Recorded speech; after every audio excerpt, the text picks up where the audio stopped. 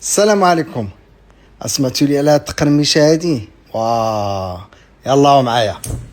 هنا خديت واحد الكاسرونه، درت فيها واحد شويه ديال السنيده، خليتها تتكراميليزا بلا ما، خليتها عطاتني واحد اللون اللي هما كي كتشوفوا غامق، وكنطفيه بواحد شويه ديال الماء بارد باش ما يجيش داك الكراميل قاصح. هنا كنحيدو من العافيه وكنخلي حتى يبرد. جبت السكر كلاصي، غربلتو، خويت عليه هذاك الكراميل باش كنحصل على هذا الفوندون، كنخدمها مزيان باش تجيني راطبه وما فيها لا لي غران لا والو. هانتوما كي كتشوفوها ليس. كنخليها جانب، كناخذ هذيك لاباط فيلتي اللي هي طيبنا كي كتشوفوها محمره كروستيون، كتسمعوا التقطيعه ديالها كي دايره.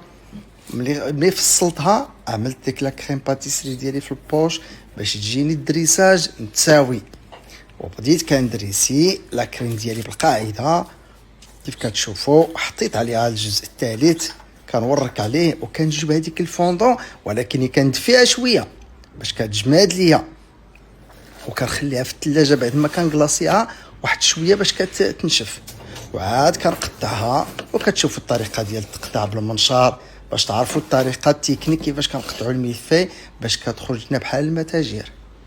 انتم دابا ها الملفي، ها هي التقرميشه ديالها. الله بالصحه.